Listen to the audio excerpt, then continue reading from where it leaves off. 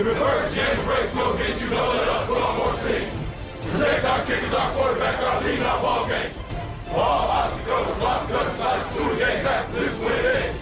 First you again, we're here for the first minute. Carry block, keep it up 6 minutes. Rocky Top! We've got to raise the bar, and we've got to continue to raise the bar. I don't think any of those young men, when they signed to come to Tennessee, they signed to say they wanted to come and be a part of a 7-6 program. They said they wanted to come and compete for championships, SEC championships, national championships. I know that's what I want. I know that's what Tennessee wants. I know that's what the expectation is. So we've got to continue to reassess everything that we're doing and make sure that we're continuing to move the needle in the right direction. Doesn't have to be perfect, ain't gonna be perfect. We go compete for 60 freaking minutes. All right, enjoy the opportunity, enjoy the environment, and then go play our butts off, play for one another, and have a hell of a lot of fun. Everybody got me? Yes, all right. 99% of the people in this world want to be great. Would you agree with that? Yeah, they're called wannabes. 1% work to be great. Drop the mic on that. I don't believe there are good people that pull for Georgia. I think they're all terrible, ugly, disgusting human beings. I think it's just that no, there are no good Georgia fans, Eric. There are none. Who got my back? I got your back. Who got my back? I got your back. Who got my back? I got your back. We play for another. We fight for another. Every fight, every play, every round. Hey, Tennessee on 2. 1, 2. Tennessee. Ball, that team ready. Ready. Ball, that team ready. Ready. Ball, that team ready.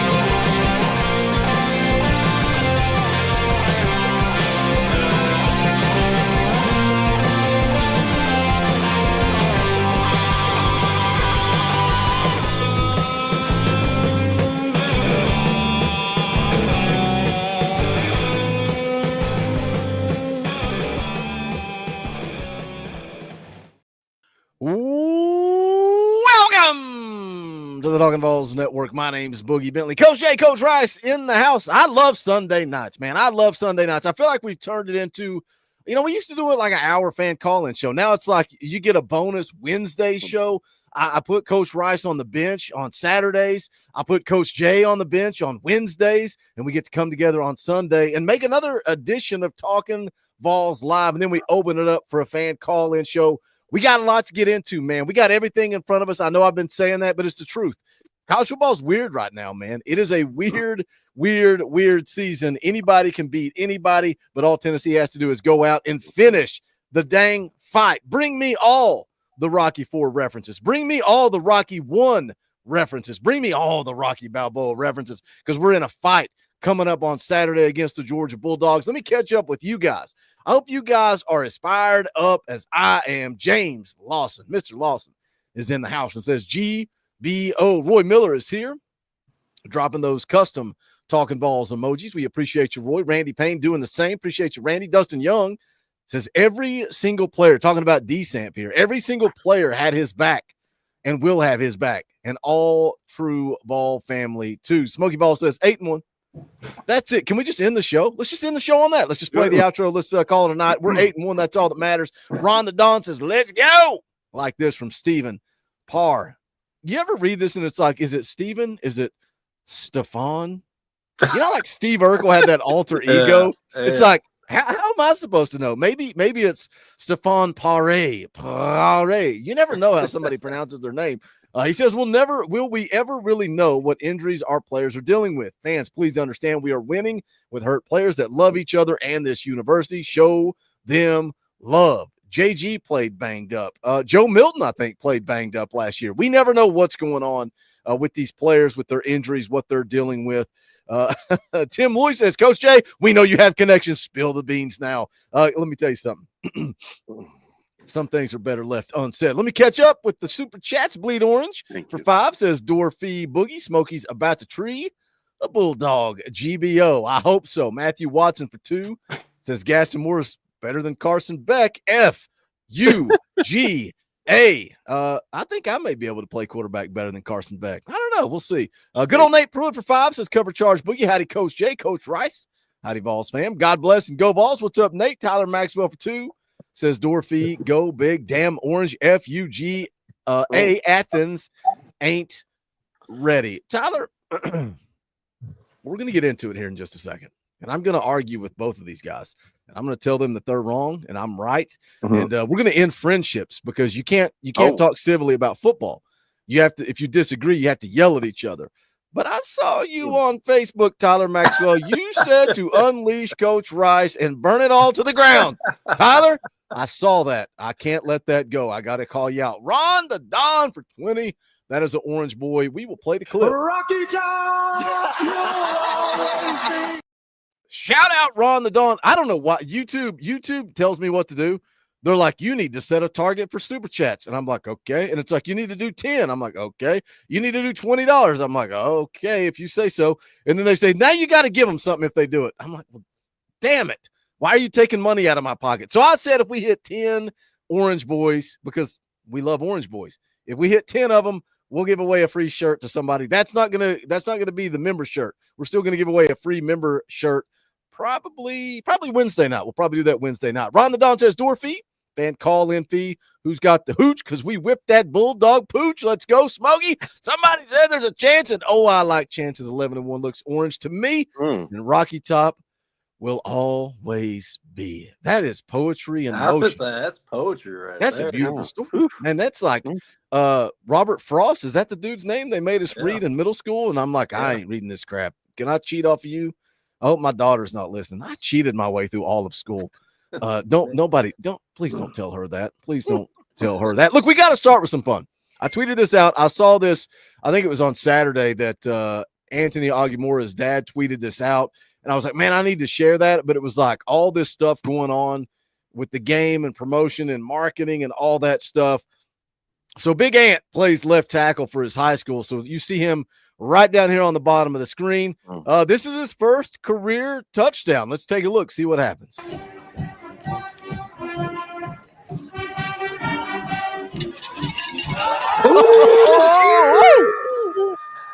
Big Look at it, dude. Just the end is the best. I love it. It's just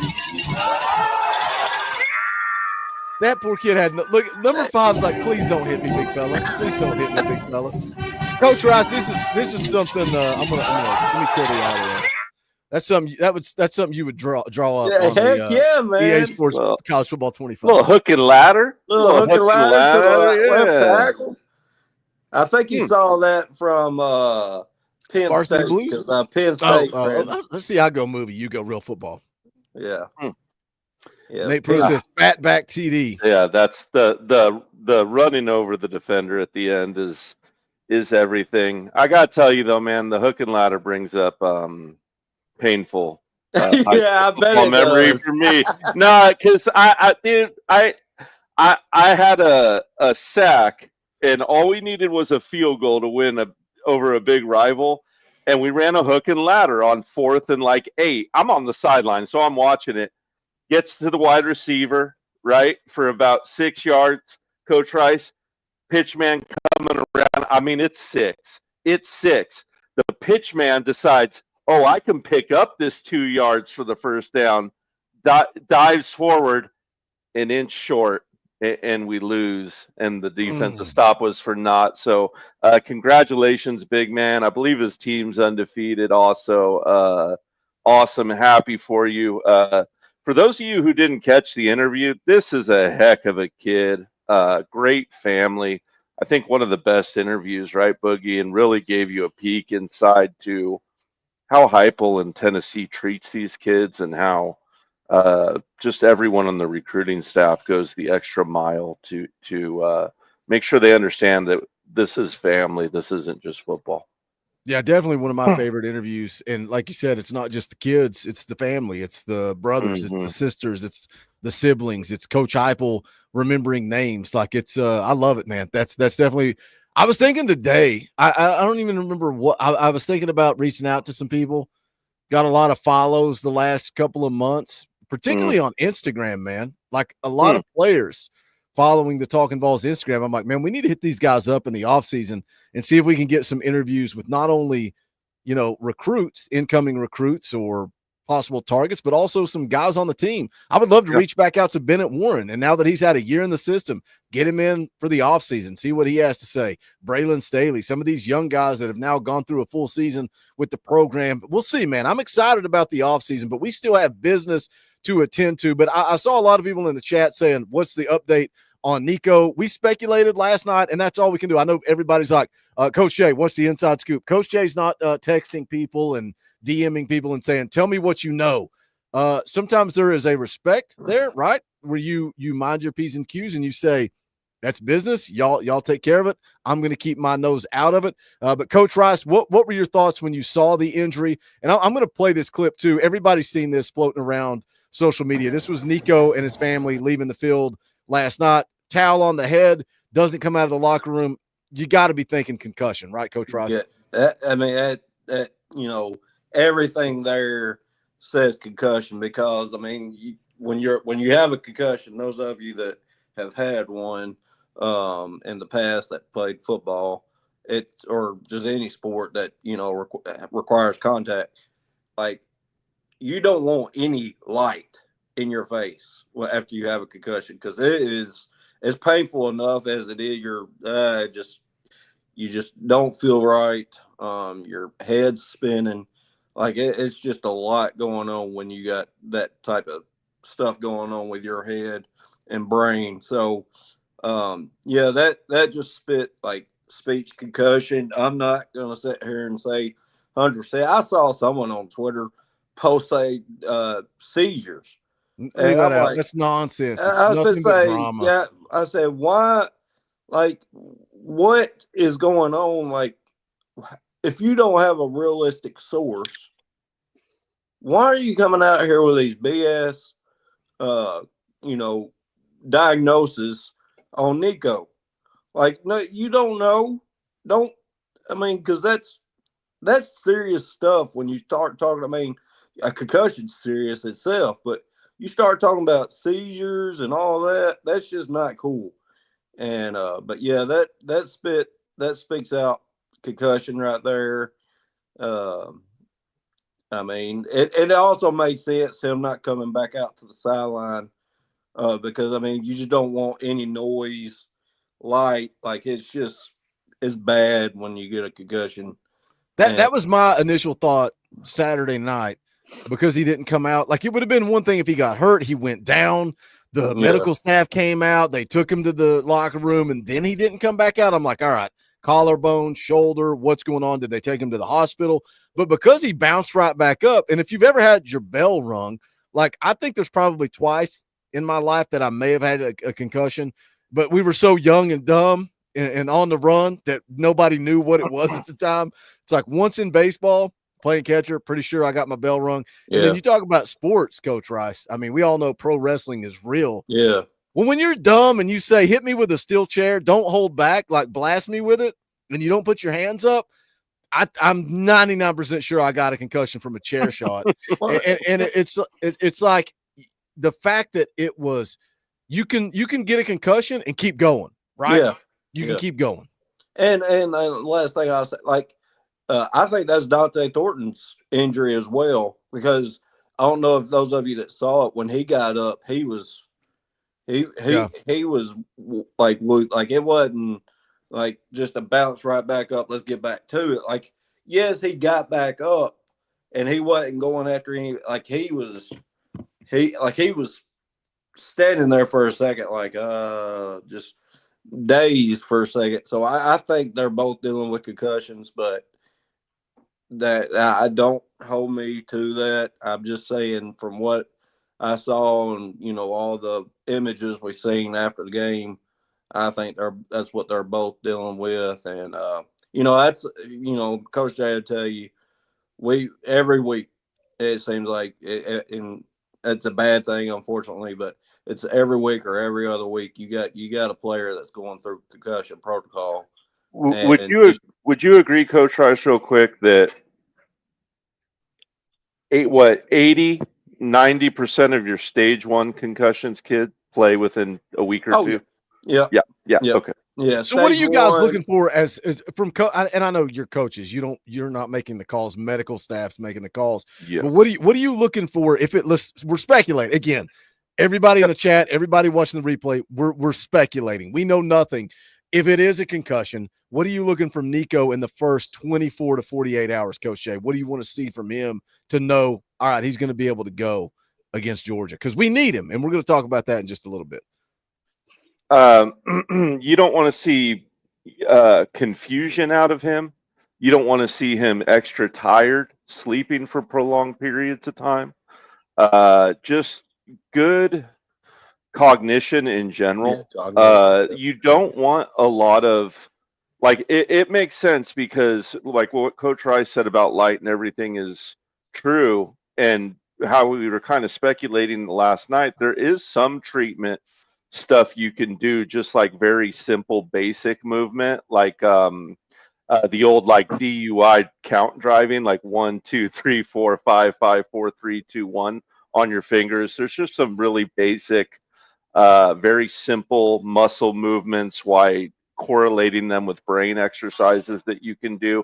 You don't want to see him confused, dizzy. You want to watch for vomiting, and you want to set up, as the NCAA does with concussion protocol, you want to set up steps within 24 hours, 72 hours, in the pursuing days to make sure these things aren't going on before you give them 100% green light. Let's just go ahead and say, for the sake of argument, that it was a borderline no concussion, borderline stage 1. We'll just make that argument.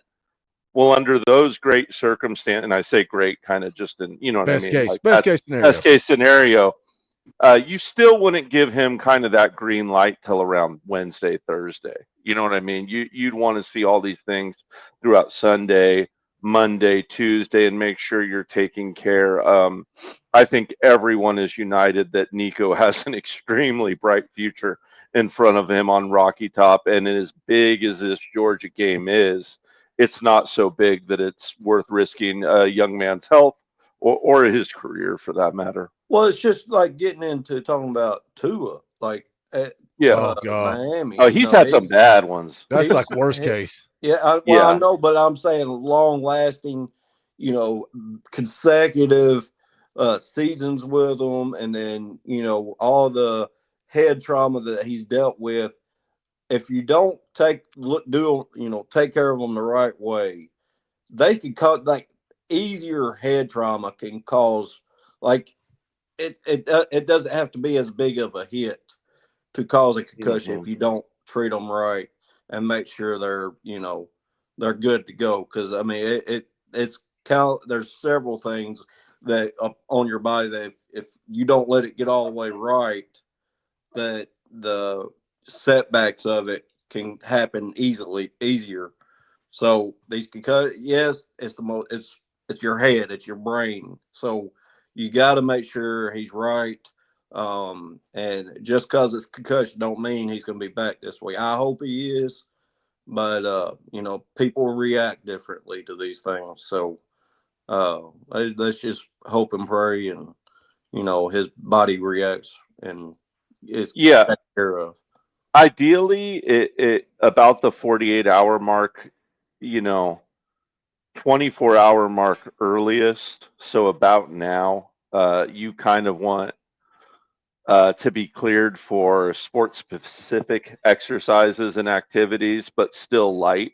In another 24 hours from then, you can start to talk about, non-contact practice and stuff like that. And then, uh, God willing, and the creek don't rise after that, unrestricted return to the sport, which is the final phase, which only happens, by the way, guys, when you have been cleared by yourself with your team's doctor and then your personal care provider as well. A lot of people don't understand that, but there has been checks and balances put in play to where your personal health care provider is going to need to clear you as well, not just the team doctor.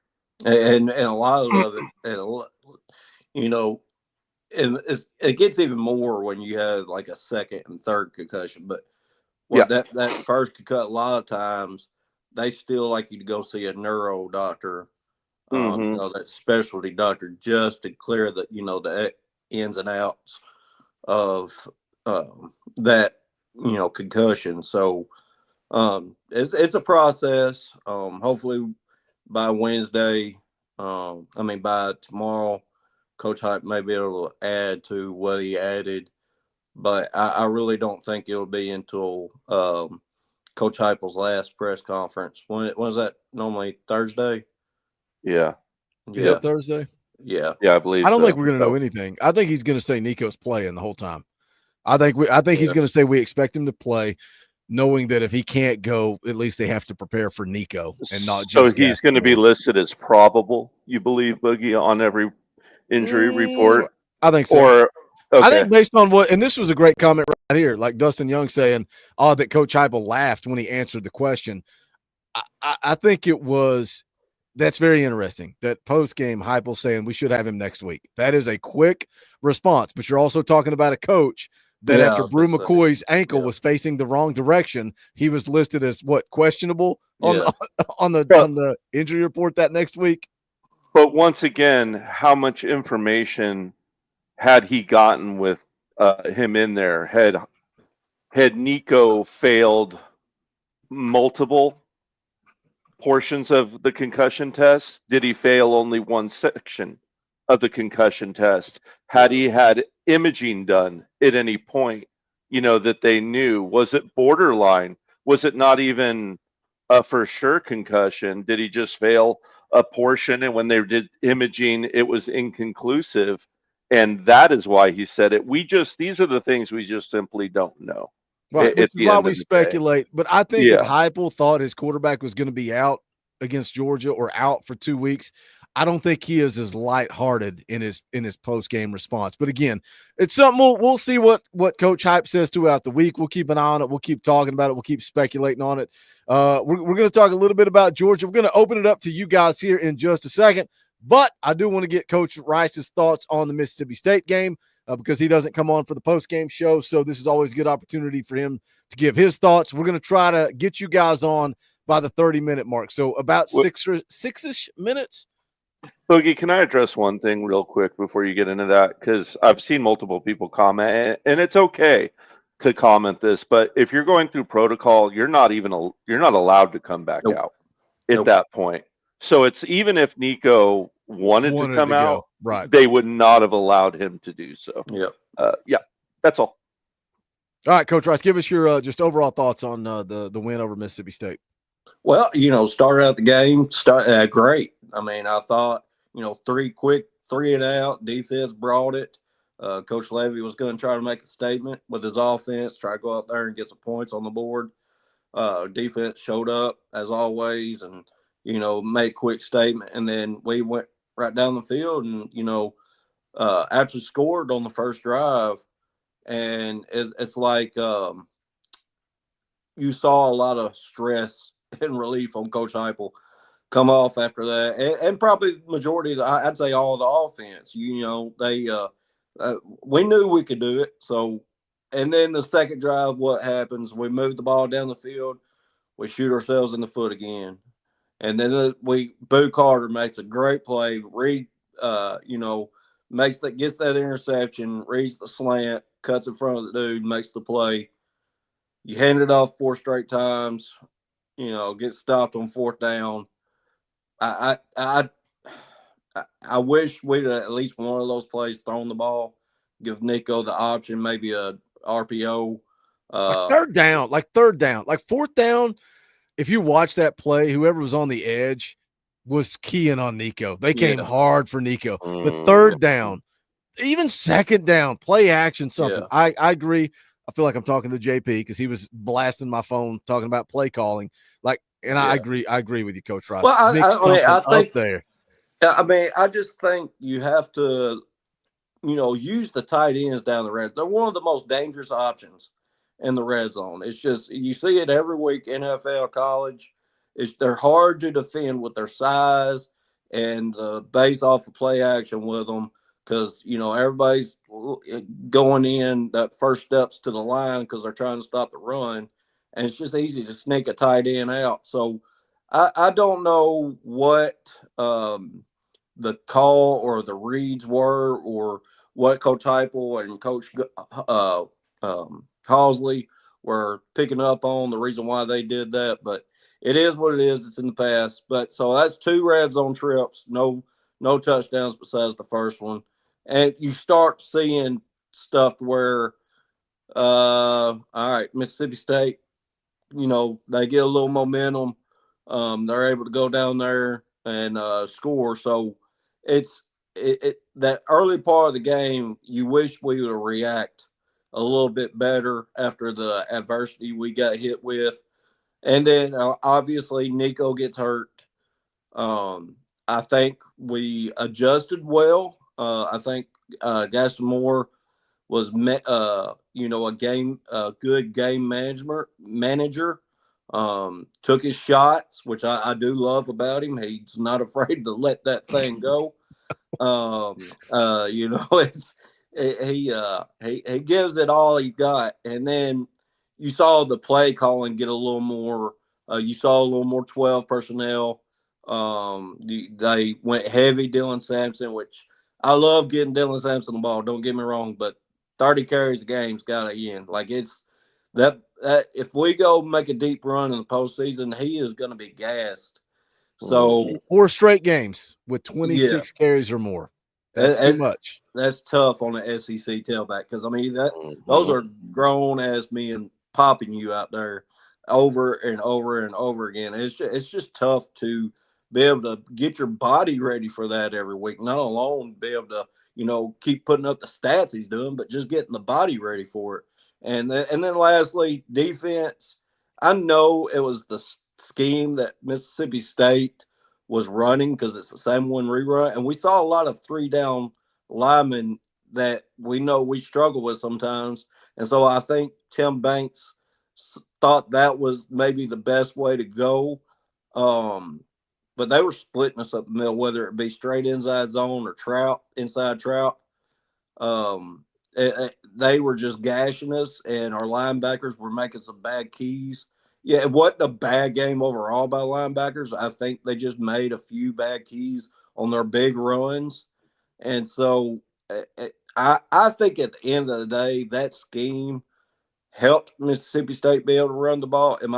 Do I think Georgia's going to be able to run the ball like that on us? No, because it's a completely different scheme. I don't think we'll be wide out, split out as wide and spaced. And I just don't think Georgia's as good as a running team as and they've been more dependent on the passing this year. So we'll see what comes to that. But overall, I give us a B+ after the Nico injury as far as reacting to it and overcoming it and being able to saw off Mississippi State and get a win. Like if I told you guys going into the game that Nico was going to be hurt at halftime and we were still going to win 33-14 and the defense gave up 271 total yards, we went 3 of 13 on 3rd down defense and we gave up 14 points, you would say, That's a hell of an outing. That's Yeah, a hell of an sounds outing good. for everybody. Yeah. Everybody did their Yep. job. Everybody took care of business. Watching it live, it's frustrating because it's and I know I say chunk plays, and somebody yelled at me once for saying that because what's the definition of chunk plays? At like 30 yards, 20 yards, 20 whatever. plus. Yeah, 20 no. plus. I say that because if you're picking up 18 yards, 16 yards, 17 yards, 19 yards, 43 yards in single rushes, that's a chunk play to me. Like 15 or plus, and that's what they had. They had 5, 6 big runs, man. And it's like it's frustrating, but in the grand scheme of things, and again, Coach A, I said this on the postgame show, Coach A, he warned us. He said, boys are going to move the ball between the 20s. Don't panic. Don't freak out. Get the stops when you need to get stops and then go score and win. And that's what they did. They gave up 14. Coach A, anything on the rewatch, and just kind of touching on something Coach Rice said about the linebackers. Tell us about your rewatch, but also are we missing Keenan Peely? I don't think. I mean, let me rewind. Yes, we miss Keenan Peely. We miss him for depth reasons. But not as much as the impact as some people in the media may act. Correct. Some of our linebackers who haven't played as much on the switch-ins, some of them not named T-Lander and Arian Carter, have great moments, and then they'll have learning moments, which you expect when someone is new to the field, right? So that's going to happen. But one thing in the rewatch that I really didn't like that we were doing, I mean, I brought it up last night, the passive pressure twist and stunts were kind of twisting and stunting in a bad position for our defense linemen. But the second thing that kind of worked in concert in that is we were happy to jut our middle linebackers, specifically our Mike linebacker, out into coverage and exit him from the box. And then we were sliding our star into the box and using him more like a rover linebacker or a jack linebacker at that point at times. I really didn't like that. That didn't make for a favorable situation for us. And you could tell that that Banks was fine to let them run, but he didn't want them throwing the ball because his solution to this was to switch into the 3-3-5 so that you were covering up that zero hole on the O line. I just think that schematically they were willing to let them do certain things that we didn't want to, I hate to say it, but it felt like they didn't want to give Georgia a look knowing that they're a passing team. It had to pick holes in our secondary, and Levy's a very good offense coordinator, and they could move the ball move the football throwing the football. I think they were all too happy to just let them run for whatever they could run for. Let me the link is out for Talkin VAWLS Elite and Higher. I'm going to try to bring you guys on one at a time. Do it the way we did a couple of weeks ago. Bring you on, let you hang out for 5-ish minutes, but it's on you guys. We can't do that and have 2 people roll in and then leave, and then the 3 of us will just stare at each other, although I'm pretty sure that we can talk football as long as you guys want to talk football. But I would love nothing more than to line up a bunch of guys and gals to come on, let you guys come on for 5-ish minutes, and let's keep it rolling, man. We'll go all the way down as far as we can on the membership. So let me catch up with Super Chat. Sean Cross drops a 20 spot. Rocky Top, you'll always be. Sean for 20 says Nico goes off 400 total yards Saturday, 42-24 Vols. I hope so, man. Let me tell you something, and I'm sure this will come up with somebody coming on the show, and me and Coach Rice and Coach Jay can all disagree and argue about it. Can Tennessee beat Georgia if Nico's not cleared to go? And let me tell you something, boys. If Nico's cleared, I'm still not sold that I'm picking Tennessee on Wednesday night at 7 o'clock for Talkin VAWLS Live. That's just me being honest. We're going on the road.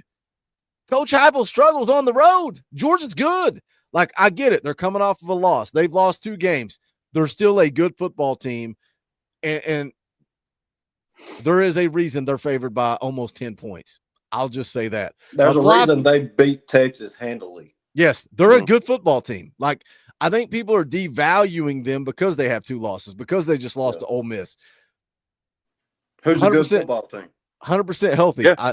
I still When I make my predictions, I try to make realistic, honest predictions. Yeah. I don't think I've ever picked Georgia to beat Tennessee since we started this damn show. Like that's just the reality. Flyfish gifted 20 Talkin VAWLS memberships. I think that's the equivalent of $100 super chat. So shout out Flyfish. A lot of you guys, a lot of you lurkers in the chat got that membership. Shout out Flyfish. That is very generous. We appreciate you, brother. Volfan25 for 5 says, hello, Vol fam. Sorry for not being around lately, but great win for Tennessee. And Georgia went down hard. Hopefully they go down hard this weekend as well. Let's get Sports Banner on here, brother. The floor is yours. The way we're doing these fan call-in shows, it's up to you. Comment, question, whatever you want to talk about. So, guys, anyway, the game last night, a win is a win. I'm always happy anytime the Vols win. I don't care what happens. Of course, I didn't like seeing Nico go down. I wanted to put up more points, and I still feel like they could have put up more points with more in there. I just don't feel like that's what the game they played. They were trying to run the clock. They had the win in the bag, and I think they're just trying to salvage, the rest of the health of the players that they had on the field and just get out of there with a W and get ready for next week. I don't know what's up with Nico. I think concussion's probably a good guess based on what everybody saw. I played football. I had concussions. I know about the light. You want to keep the light out of your face and all that. And that looks like that was what they were attempting to do. So that's a fair guess. Sampson, he ran the ball a lot. And I don't have a problem with the Vols running the ball that much, but if they're going to run it that much, I'd like to see them rotate out a little bit more. I know that Bishop's out, and that does hurt the depth a little bit, but the other couple guys they got in there are capable as well. So if you're going to run that much, just swap them out, because I felt like that injury was almost when Sampson got hurt was almost a result of just being run too much, and I felt like he probably needed a break, around that time when he got hurt. And, that's okay. He come back in, he looked fine. So I know it's not a lingering issue or anything.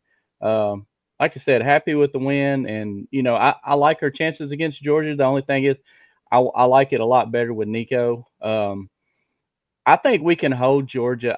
We can hold Georgia. We can win that game if we can score 21 or 24, maybe 21 points. Give me 21, sports. Yeah, Give me 21. You can do that running the ball, and if Moore does throw, just have it a little bit more calculated. Don't just turn him loose, because he can make mistakes against the defense like Georgia.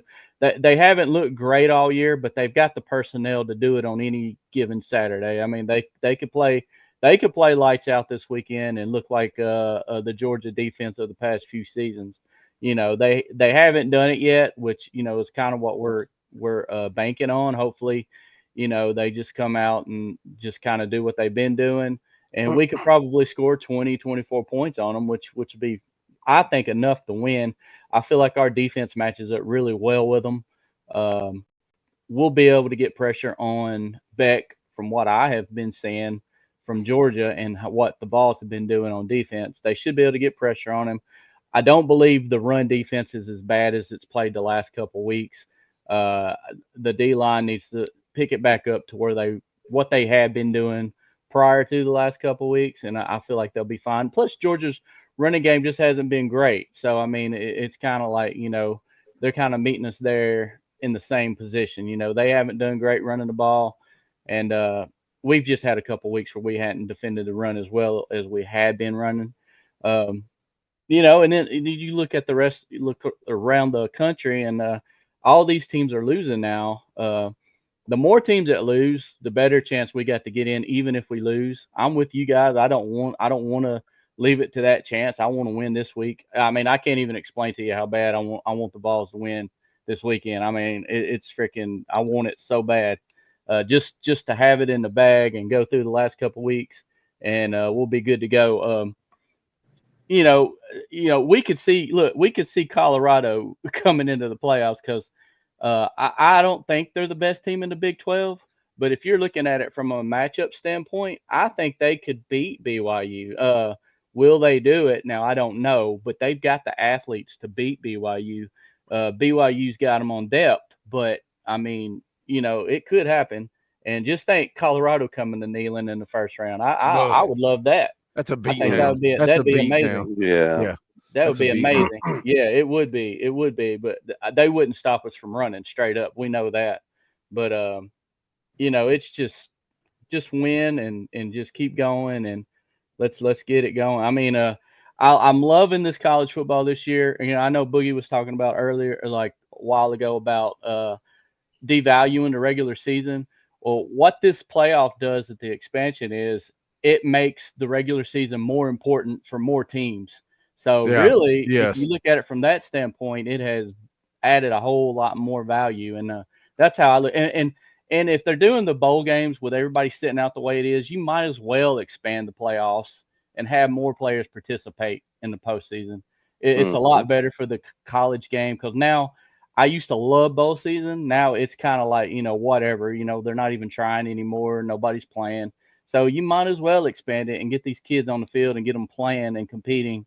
And that's what it's all about. The bowls from now is just a few more practices, which is beneficial, but other than that, it's not like an award like it used to be. It's just, a few extra game, few extra practices. But yeah, I mean, I'm loving what college football is right now. I'm tuned in to all the games and yeah, it's great.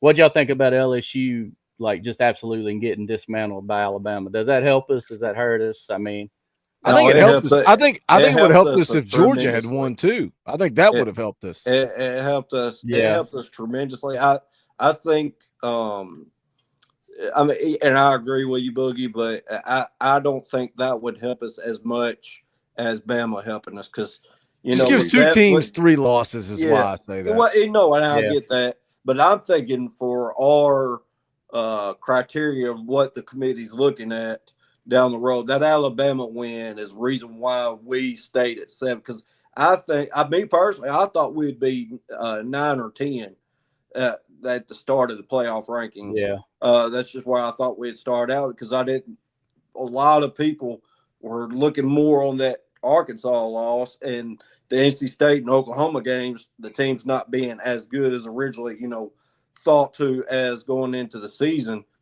And so all we had to go on was that Alabama win. Yeah. Well, it proved that Alabama win was massive. And now going forward with Alabama beating LSU, as long as we can take care of business and, a couple other crazy things don't happen, even if we were to lose to Georgia, I think it helped us a lot. It'd have been better if we could have gave Georgia their second loss, I think. I mean, that would have been better. Well, we're gonna give them their third. So and that eliminates them. That eliminates them. Oh yeah, it'll so I mean, I'm good with Georgia being eliminated. Yeah. All right, Sports Bender, we got to roll on. We got to get somebody else on it. Well, I mean, Coach Rice, you didn't have to. I'm drunk. Do we need to kick you off and let Sports Bender hang around? Are you okay? I'm good. I mean, you got that pink shirt on. You forgot your hat. Somebody said that we forget to tell you that it's a. They call us a hat group around here, not to be confused with a hate group. They call us a hat group. We all wear hats around here. Sports Banner, you're the man. It's always a good time to have you on, brother. Thanks for jumping on. All right, guys. Take it easy, guys. All right, take it easy. Go Big Orange. All right, let me catch up with the super chats real quick. Soar the Demon for 10 says, I think he means howdy, Vol Nation. How? Coach Rice, without his signature hat, looks wrong. We showed some good progress last night. We still got work to do. I feel like we are living in Groundhog Day. We say this every week, but guess what? This team just keeps winning, man. We just keep winning, and that's all that matters. Smokey Vol Walk drops the $1 super chat. We appreciate that. Sean Cross for 5. Can we do a charity where Boogie, Coach Jay, and Coach Rice wrestle in sumo fat suits, please? Random thought while holding my grandbaby. So just our normal bodies is what he's saying. Just wrestle. I don't know. I think there's levels to this game. I don't think y'all want to fight in my weight class. Look, man, like I will fight both these guys. You want me to fight? I'll fight both of them. But if Coach Jay catches me with his hands, I'm in trouble. Yeah. If we get to the ground, it's over. Yeah. I don't know. I'll be the referee. I don't know what Coach Rice brings to the Coach table. Rice, I'm out. I don't know what he brings to the table. He brings some football. I'll meet you on the golf course. That's where I'll fight. There you go. Golf. I don't know that he wants to fight. I don't want to get hit with the right cross from Coach Jay. But if I get him to the ground, he's done. For charity, Yeah, we'll do it. Vols Lover for 10. For the cover charge, a win is a win. I will take a 1-point win over Georgia.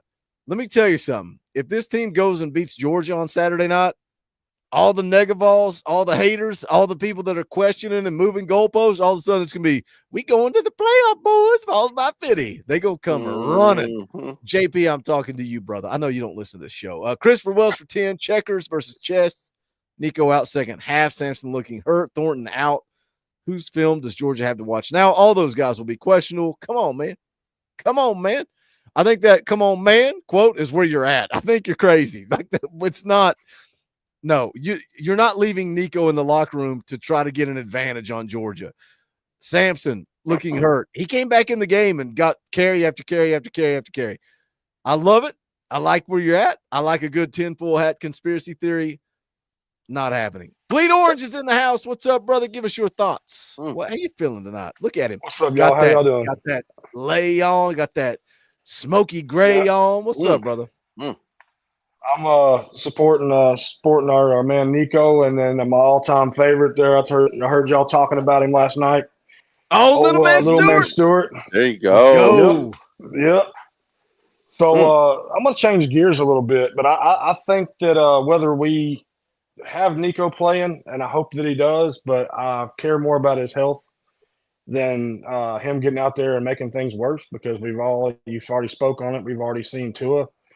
I'm a receiver of probably 3 concussions in football, and just in Iraq alone, I had 6 that were recorded. So within a 2.5 month span, due to roadside bombs. And that leads me into the first thing I wanted to say. Hey, to all my crown eating Marines that are in the chat, happy birthday. Hoorah, Semper Fi. And hey, go ahead and lead into the next plug and say, be right back here in January or February when we're going to do a charity stream. I think it's the 4th. Is it the 3rd or the 4th annual charity stream for the Fisher House Foundation? Biggest show of the year. Last year we raised $10K. Coach Jay, what's the goal this year? You set the goal last year. We hit it. You're setting the goal this year. Raise the bar. What can we do? What can we do? Please don't go too high. I say we go 12, man. I say we hit 12K. I can live with that. I thought you were going to say we can do it. I was going to say 15K. I was going to say do it. too. Okay. Let's go 15K. I was going to say 20, but oh God, that's too much. Let's go. Let's meet in the middle. Me and Coach Rice, 15K. January, February. Once we get through the playoffs, the national championship, all that stuff, we're gonna send up the bat signal. We'll get VolQuest on here. We'll get pancakes and bacon. We'll get everybody on here. We'll try to raise 15K for Fisher House. Go ahead, Bleed Orange. We love you guys. I love you. I appreciate your service to this country. I don't say that lightheartedly. People say, "Oh well, thank you for your charity stream." You know what? That's easy. Man, Boogie, you put so much work into this charity stream. Are you kidding me? I sent a few texts to a few buddies, and we all came together and talked Tennessee football. You guys are the real ones, so we appreciate that. But go ahead, get back on your train of thought. Yeah, no, I appreciate that y'all do that. That was one of the biggest things that turned me on outside of Tennessee and just hanging with the boys and that kind of vibe. I mean, it's just awesome that not too many YouTube channels out there or anybody thinks of stuff like that. And, there are a lot of guys in need for what they provide and their families as well. You know what I mean? So it's just freaking awesome. But back to, I did a lot of homework this morning and last night. I thought the game looked pretty good from what I saw. I ended up passing out and woke up and found out that Nico was hurt and that somebody else was hurt. And you know what I mean? So the negavols that you've mentioned, let me get back in camera a little bit. I want to put a few things in perspective. Okay. So just going off of Philip Fulmer's first 3 years, he averaged 9.3 wins. So we'll call it 9 wins. Okay. The bad years altogether from Fulmer leaving, we averaged 6 wins. Okay. 7.5, we'll call it 8. All right. Johnny Majors. But in his first 3 years, all right, we're not counting this year. We're counting Josh Heupel's first 3. Johnny Majors averaged 5.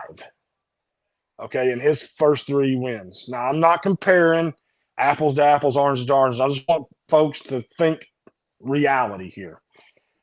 All right. In the past 47 years, we, on average, 8 wins. Okay, so all the folks, and I know we've got high standards. I know that we've had some great years, you know, and all of us except for Coach Rice sitting on here right now probably remember that. Nothing against you being young, but you know, it is what it is. Right. He's young, he's gorgeous. Look at that. Look at that. Like, look, this is a dating profile. Like, look at it. go. He got that guy. Let's put this Coach on Rice Tinder. likes long walks on the beaches. Yeah, look, he got that pink shirt on. He Looking looks so clean tonight. Looking so what's the word they're saying these days? Looking so depure. But but in Josh Heupel's first 3 seasons, he averaged 9 wins. Okay. So let's put some respect on our name. Vader-Vahl syndrome is gone. And let's just get behind this team. I'm talking to everybody out there in the chat. I mean, while I was awake during that game, there was so much negativity, and I'm just really tired of seeing it. And enjoy the season. Just like you say all the time, Boogie, enjoy it. Let's enjoy it. You know, and I just wanted to throw that out there. It just made me think of it this morning. Now I have a heck of a lot more stats, but I could go on for about 20, 30 minutes. But I think that we will show up. I think Georgia's going to show up. But I think at the end of the day, our defense is going to do what they need to do. Even with the past 2 games, we're still only giving up 2.8 yards per carry. All right. The yards per game did go up some, but at the end of the day, we're still a top 5 defense across the board. And they're going to show up. Regardless of how loud they get, it's nowhere near close to being as loud as Neyland. Yes, I understand we don't really bode well on the road, but I think that Josh Heupel writes that shit this week, regardless if Nico plays or not. I think he's going to have some things schemed up, and I think we may even see a little bit of Merklinger. They're probably working on some things in case Nico isn't able to go. And I think we get it done by field goal. I think when you look where this team is at statistically, and I know stats don't tell the full story, but we're 9 games into this thing, man. Like, we're not, like, people want to be like, oh, well, it's Kent State and it's Chattanooga skewing the stats. We're 9 games into it, man. Guess what? Georgia's played some teams that aren't that good. Texas has played teams that aren't that good. Alabama, everybody, you're 9 games deep. Everybody's played inferior opponents. So when we start griping about the offense, or we start griping about the run defense the last couple of weeks, Tennessee is still, like, you look at the offense, like they're second in the SEC in scoring offense. Yeah. Like, and it feels like this season's been a disappointment, right? Like, it feels like it's been a disappointment. But they're second in the SEC. They're third in the SEC in total offense. They're first in the SEC in rushing offense. Like, numbers don't lie. I know you can manipulate them, but they don't lie 9 games into it. Like, this team, I think this team is better than freaking people think it is because of emotional reactions in game. I think that's what creates that. And I'm guilty, man. Like, the last 2 weeks I've been screaming at the TV. Why can we not stop the run? But then you go look at the history of the season. We've been pretty damn good against the run. Yeah. I mean, not only that. I mean, let's just look at the team we just played. Okay, they scored 31 on Georgia. 31. Okay, Texas only beat them 35-13. So they scored 1 less point than they scored against us. All right, so I would say, you know, they scored 24 on Texas A&M. They're supposed to have an awesome defensive line, and I'm not saying they don't. But none of these teams hold up to the defense that Georgia's going to see, and they haven't. And Texas's defense is good. Don't get me wrong, but it ain't Tennessee's. They don't have the depth, and they don't have the dogs we got, and we're about to eat. And I'm just being realistic. The defense is going to come and be ready to play. I think you'll really, have truly Tyree believe West. I think you'll have Tyree West back this week too. We should. Yeah, I think so. I think he'll be back. So, all right, Bleeding Orange, we love you, brother. We appreciate thoughts. you coming on. Appreciate your service. Let's do some big things in January, February with that charity stream. Yeah, appreciate you, brother. Oh yeah. All right, let me catch up with Super Chats real quick. We got Fido Productions for $5. Not sure if I'm believing a concussion Why do I feel like I've seen plenty of clips of him during practice with a towel on his head? Not like you saw in that clip walking out. not with the That head was different. down. That was head down with his family. Nobody in the stadium. They waited, but to avoid the noise. Yeah. And, like, I'm not buying the conspiracy theories. Michael Davis for 5 says it's laughable to me how many people I've seen say we are better with Gaston Moore in than with Nico. Look, we had these conversations earlier in the year when people are saying bench Nico. This team is not better with Gaston Moore at quarterback. Now, some people think we won't score a single point against Georgia with Gaston Moore. I disagree with that. We are not better off with Gaston Moore in at quarterback. Ron, Coach Rice, I'm waiting on it to come up organically. And if it don't, we may save it for Wednesday. We'll see what happens. Ron the Don for 5 says if you got BVS after 8 wins, you need to change your underwear and underwater basket weaving. Coach, let's go. Wow, babyface. Coach, why are they calling you babyface? I don't know. You got a beard. It's like, what the hell? You look so clean. My puffy cheeks. It's that pink shirt. You look so clean. Samuel Reiner, Custom Knives, member for 30 months. That's a long time to support. Mad at our defense for giving up 14. Gone a long way. Yep. I'll take it. Sign me up for it. What are we? We're 2 out of 10. We're batting 200. That's not very good. That's like Jeff Blauser numbers. We need to get Terry Pendleton numbers. Get those 20 spots in. We need 8 more, and we'll give away a shirt. Let's get Vol Fan 25 in the house, repping the Talkin VAWLS merch. We appreciate that. What's not up, only brother? that, but I'm repping the Yankees jersey, even though they lost. Where's Matt Begley I'm repping them. Yeah, I was gonna say, where's Begley at? Begley's watching somewhere. Proud. Like, wait, hold on a second. Are you Matt Begley's long lost son? You kind of look like him. You kind of look a little like him. Yeah. What's up, brother? The floor is yours. Take us where you want to go. Well, first of all, I'd like to say thank you, veterans, law enforcement officers, nurses, doctors, everybody who has done incredible things for people in this country and for this country, which is why I rep this. And also, speaking of Marines, I have a Marine covered. There you go. And I have this from when I was wanting to go in myself. I show nothing but respect for the military. And for law enforcement, right here on my wrist, it says, in loving memory of all of our nation's fallen officers, may they live on forever. I got that from Till Valhalla Project. They support veterans and all them. So if y'all want to, go check them out. Love it, man. Don't get me started on a rant. Like, defund the police. Piss off, man. Like, no, not going there. No, I'm just saying. I'm not trying So to get you political. know, Boogie, in California, we believe. No, I'm just kidding. I'm kidding. I'm kidding. I'm kidding. I got it Throw a going. grenade here. Let me throw a grenade I at tell y'all not to talk politics, and then I sign off on a playing. Tuesday and I just message Coach Rice all night. So we can talk politics. Getting political. Like, no, it's not even political. It's our police officers. It's our law enforcement. And dude, what? Give me a break. I get what you're saying. It's people that serve us. That's why we do that charity stream. We're a small little community, but we can give back. So shout out to everything you just said. Spot on. Let's talk football. Yes, sir. Yeah, let's get on it. Yeah, I watched the Mississippi State, pardon. But they were just playing. The Mississippi State was playing dirty, dirty, and I was like, and they had three, if not more, pass interference calls on them. They were shooting themselves in the foot every second of the game, and I'm like, this is. And looking at Mississippi State in the past, they never done anything like that. That's stupid, that is. Yep. In Tennessee, they were shooting themselves in the foot too. But when Nico got hurt, that was game changer. Like, my heart sunk. I was like, oh no. Yeah. Yep. Yeah. But honestly, Gaston Moore, go ahead. No, I was just gonna say, what do you think of Gaston's work that he did on Saturday.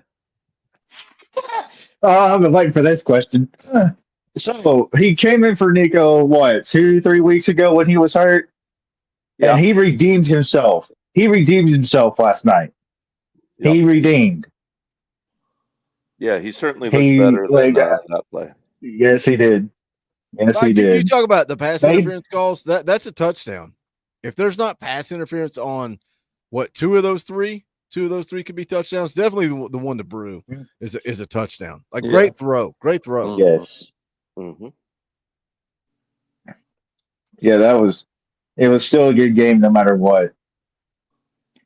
I could tell Josh Heupel was aggravated severely, but he didn't show it. You could see on his face he just didn't show it. Yep. Do you think that if Tennessee were to lose, Volfan, do you think that that's a death sentence to them, or do you think that they still can be in the playoffs with a loss to Georgia? Tennessee, here's the thing. There is no if about that question. There is always, we will beat Georgia to me. We will beat them, no matter who's that quarterback. But honestly, if this is going to be a big if we lose to Georgia or Georgia, then we still have a chance at the playoff. We still have a chance at the playoff. But I don't see us losing.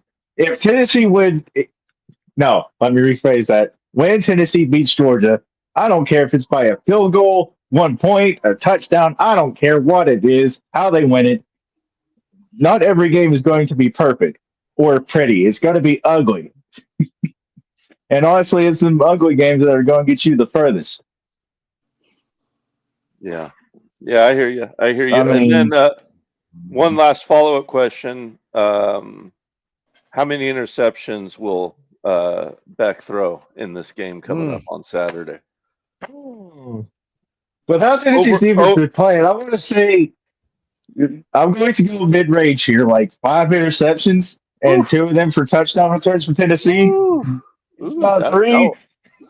That happens, we win. That happens, we win. 5 picks and 2 for It's going to happen because I have a feeling there's a Georgia fan in here, and they are nervous as heck. I think they think they're going to lose. I think Georgia. They have no confidence in Beck. They have no confidence in Beck. No. You got to get the replace the Fama. You got to get an guns out. Well, fan.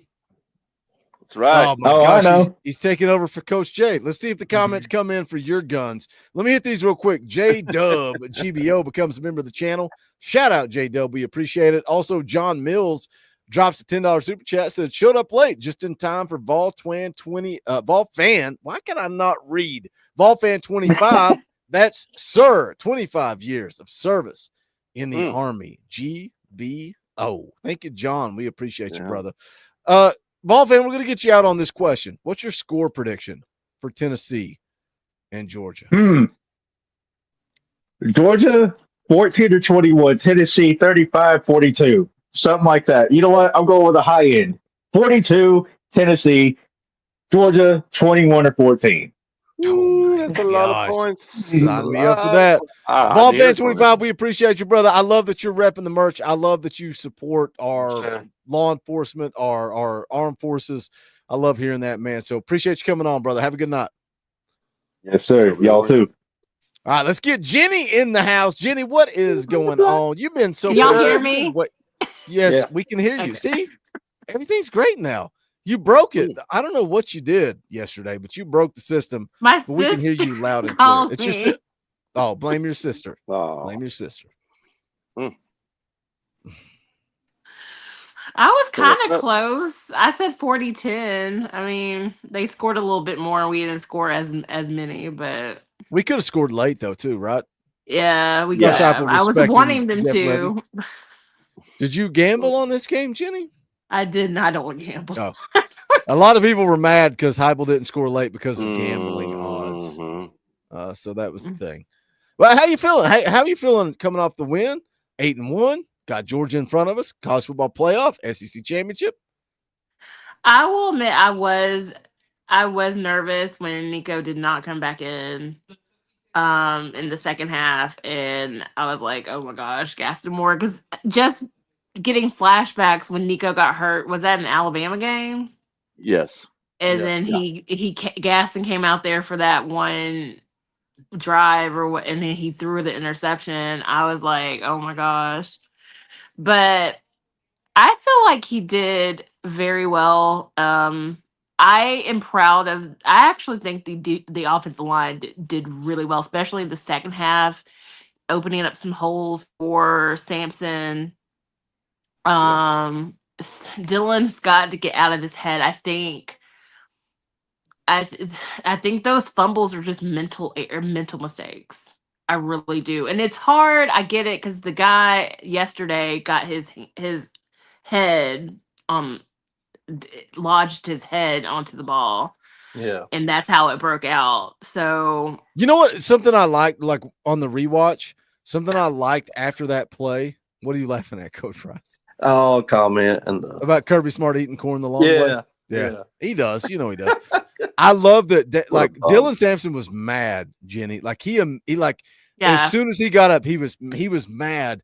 Dane Davis put his arm around him and was like, "We're gonna be fine, bro." Like again, we talk about culture, we preach culture, but when your leader fails you and he puts a ball on the ground, I love seeing Dane Davis come over and pick up his brother and say, "We're gonna be all right. It's all right. You made a mistake. We got your back." I just caught that on the rewatch, and I loved it. Sorry, I cut you off, but I just thought that was I like it. I like it. But I felt like the offensive line, even Lance Hurd, even though he had that one miss where they're saying that he pulled, but you know what? The announcer said that I don't think I would have called that. That was really weird. But I mean, I felt like even Lance Hurd played better. I think they played better. I'm still nervous going into Georgia just because it's in Athens and they lost to Ole Miss, and Kirby's gonna like do that whole rat poison. And I mean, I know that's a Nick Saban thing, but you know, Kirby was a Nick Saban assistant. I think he's gonna get into their heads that, oh, nobody respects you, everybody thinks you're gonna lose, even though they are favored in this game. I think I saw on ESPN that they're an 8.5 favorite in this game. Already Georgia up to is? 9. It's already up to 9.5, like within a day. Oh, really? Yeah. So, and so I think Kirby's gonna have them because he like nobody respects you. Everybody thinks you're gonna lose, even though they're favorite to win. And I mean, so it's gonna be hard. That their stadium is going to be loud. I just hope that they can handle the noise. I think our defense is going to be amazing. I don't think Georgia has played a defense as good as ours. Ole Miss has a good defense. They do. They are number one in a couple of things. They do have a good defense. I'm not trying to take anything away from Ole Miss. But I don't think that Georgia has played a defense as good as ours. And I've been looking at games that teams that we've played and teams that they're mutual. We beat Kentucky by more than they did. Granted, they played in Lexington. They let Mississippi State score 31 points on them. Mississippi State only scored 14 points on us. They did beat Florida worse than us, but I think that has a lot to do with that Florida Georgia their like rivalry and how they're kind of like Florida is like right now like how we're always with Florida, no matter what is happening. If we're as better than Florida, they're always gonna play us like, I don't know. We're always gonna, I don't know, that whole Florida Tennessee thing. So I don't know. And then they lost to Alabama and we beat Alabama.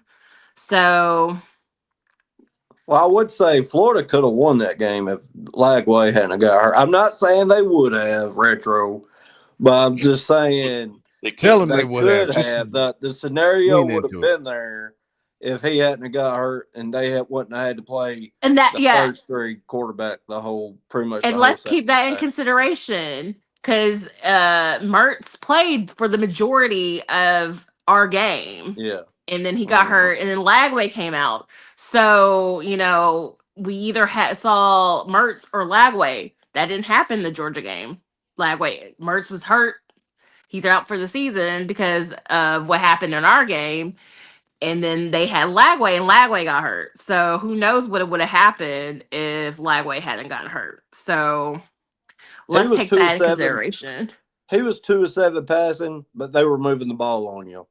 Right. Y'all were they were one-dimensional when Lagway got hurt, and so that changed. I mean, I get it. He was 2 of 7 retro, but it's a whole different game plan when he got hurt. It goes back to operation, like Coach Rice. Like it's like the conversation with Milton Nico. You can just see that the offense operates better under Nico than it did under Joe for whatever reason. It's not that the stats have been all that much more staggering under Nico or something like that. It's just you can see the flow of it is different. Florida, the flow is better for them when Lagway's under center.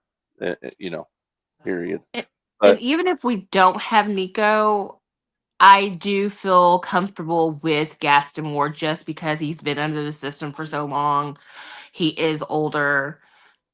He does show composure, and I think he could go into Georgia and show composure. And I don't want people to say, "Oh, he's a walk-on." Well, you know what? Stetson Bennett was a walk-on. Fair. Let's have the conversation now. Let me hit 2 super chats real quick. Is it happening? Jenny's going to be a part of it. Robert Tuck for 2 says Kirby eats Fruity Pebbles with water, no milk. I can admit I've eaten Cinnamon Toast Crunch. Bum. I've eaten Cinnamon Toast Crunch with water because you go to get it and there's nothing better than cinnamon. It's the greatest cereal on earth, no questions asked.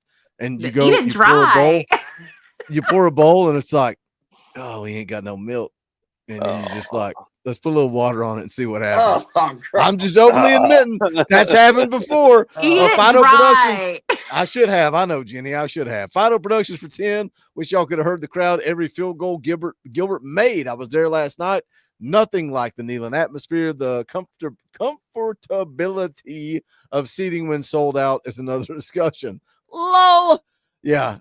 There's nothing worse than the person in front of you having a chair back, like the back on the seat. Yes. Yeah. Dude, when you're 6 foot tall, you're done. You got no hope because your knees have nowhere to go. Yeah. So that's a problem. All right, let's Ron the Don's in the back. We're going to bring him on here in just a second. But Gaston Moore, let's say Nico's out. Coach Rice says Tennessee's not scoring a single point.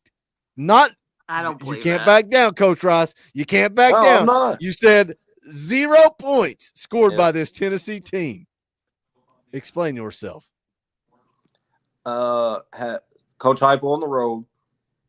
That's Coach J just leaves. Coach J leaves. Get back in here. He's like, I'm out. No, because he agreed with me in the early show. Yeah, I'm ready to rip him to shreds too. And he's like, I'm out. I'm gone. All right. So Coach Heupel in Tennessee have struggled on the road. What? What'd he say? All right. So Coach Heupel struggles on the road. This Tennessee team struggles on the road. Have we ever been able to run the ball on Georgia in Coach Heupel's tenure? No. Have we felt potent enough to pass the ball this year on offense against a good team? Against an elite team, I mean, yes, second half Alabama, yes, we went out and passed the ball up and down the field. But there's certain things that change when you don't have an elite playmaker at quarterback like Nico, which Nico's still growing, but he is an elite playmaker. He can make certain throws that a lot of quarterbacks just can't make. Gaston Moore, they'll pack the box, 8, 9 guys in the box. Definitely make sure Dylan Sampson wouldn't beat you. And I'm just not super confident that Gaston Moore will go out and make the throws that you have to make in those situations on the road against Georgia, who's coming off a loss, who's going to be hungry. I don't.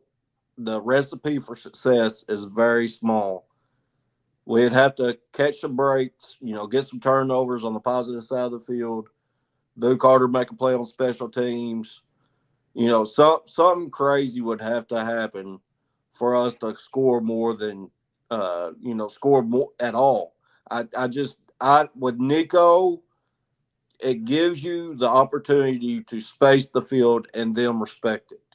I just don't think they would respect Gaston Moore, and he would have to hit 2 or 3 plays before they change anything on defense. Because all these years of the last 3 years, they're like, the quarterback's not going to beat us. We're going to play man press. We're going to be more physical than the wide receivers, and we're going to shut down your run game. That's their game plan. And with Gaston Moore, I just don't think he'd be able to make the throws needed to go out and beat Georgia. To score on Georgia. There are some people in the chat that disagree with Coach Rice. I disagree with him. But so do I, Jenny. But we'll get to that. But they also don't have a power T beside their name, and we welcome all opinions here. But when you see Drew say, "Dude, this isn't the Georgia of old. Ole Miss is a mimic of Tennessee," and then you see Sheila Kay come in, she says, "I do not agree with him at all."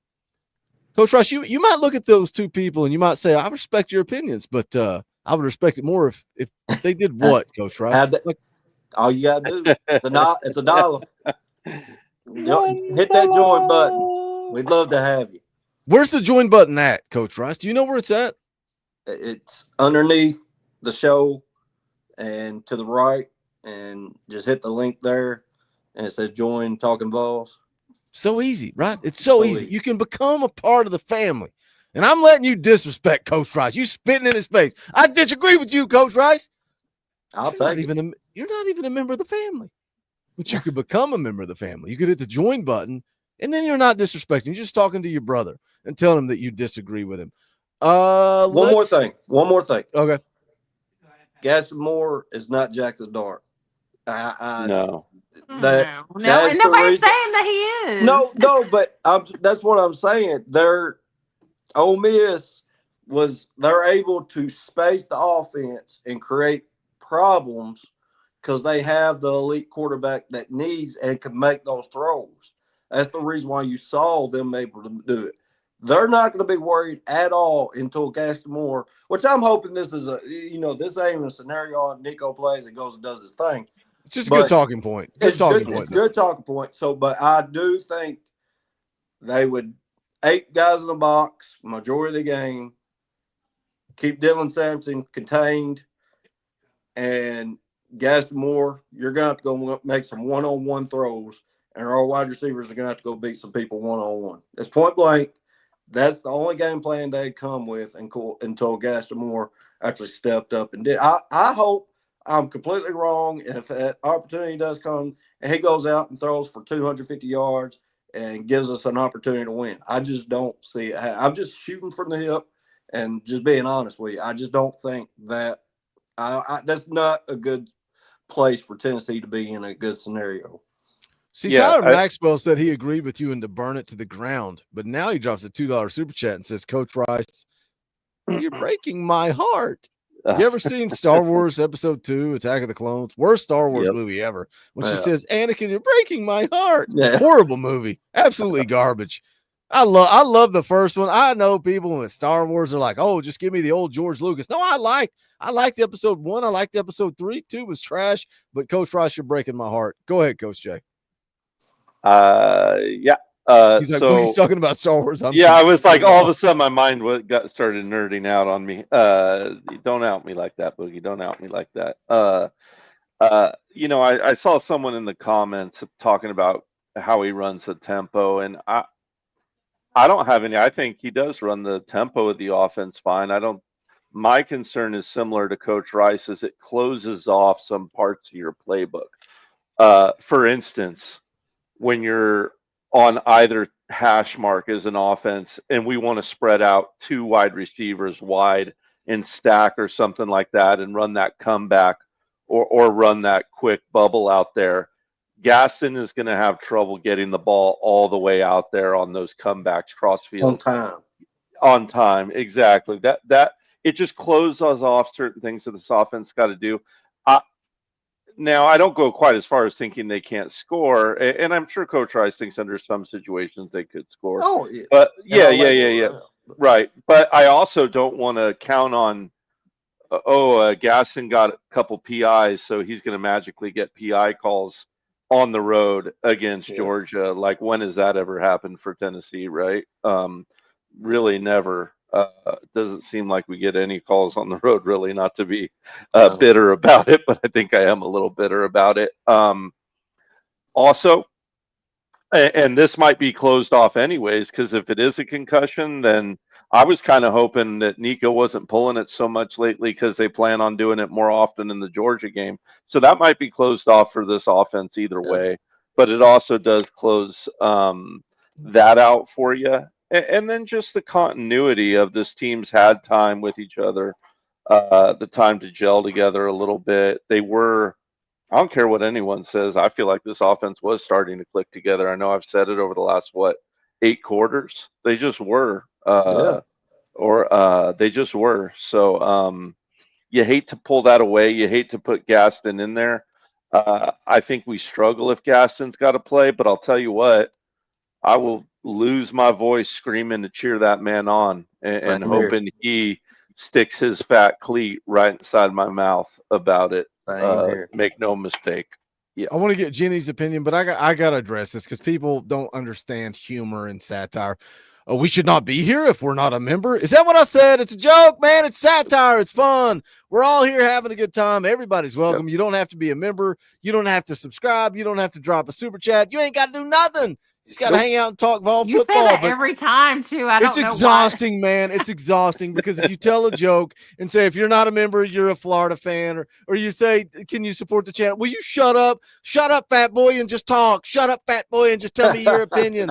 And then I tell my opinion. They're like, your opinion sucks. It's like, God bless America. I can't win for losing. If you like the content, hang out. If you like the live streams, hang out. You ain't got to do nothing, bad place. Nope. You don't have to do nothing. Just hang out, watch the show, have a good time. We're all having a good time. I'm so exhausted because of the Twitter exchange today. I don't use good. No, I get it. Don't get into that, Boogie. I know. I don't use good social media discipline. Oh, so I should not listen to your show? That's what I said. If you're not a member, stop listening and disappear. That's what I said. Why is the internet? I love the internet because the four of us. Yeah. When would the four of us have ever connected? Never. But now the four of us are hanging out talking Tennessee football. And then somebody has to come in and say, oh, you want me to leave? I don't care what you do. I don't care. You want to watch the show? Watch the show. You don't do whatever you want, man. It's a free world. It's a free country. Jenny, I'm sorry. Well, I deleted Facebook and Twitter this week. And you have to. And it's over several things. And one of them is because of the negative VAWLS. They were getting on my nerves. Yeah. Somebody just messaged me. Somebody just messaged me last week. Somebody that's a huge part of this channel that's been here forever. If I said the name, you would all go, oh wow, that person's leaving, and said the negativity was too much. It's like I can't control opinions. I can't control voices. All I can do is come on here and hang out and have a good time, and that's what we're trying to do. Jenny, you think Coach Rice is wrong. You think Coach Jay's wrong. Gaston can beat Georgia. Tell them they're wrong, Jenny. Tell them they're wrong. Okay, I think that we still could win. There's ways that we can still win with Gaston Moore. I totally don't believe that we're not going to score a point with Gaston Moore just because, and we have struggled on the road, especially against Georgia. But this is not Georgia of 2021. It's not Georgia of 2022. It's not even Georgia of 2023.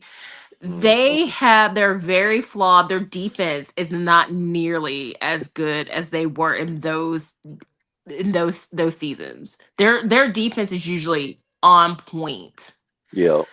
I do not think their defense holds us from scoring at all.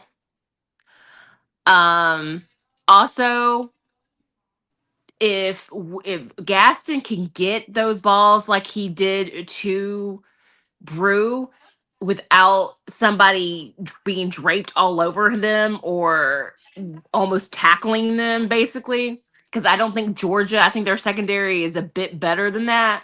However, that's a touchdown. I think we're not giving a lot of credit to Gaston. And even I was like that yesterday.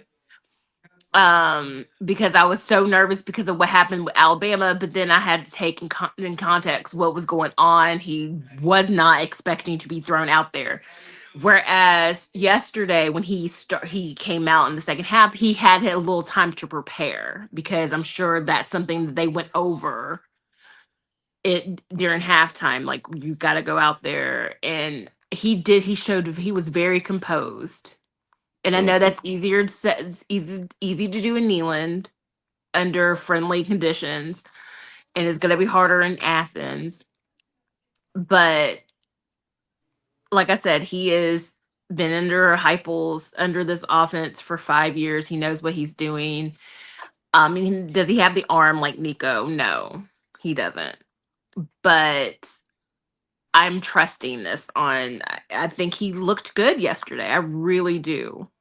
I think he did.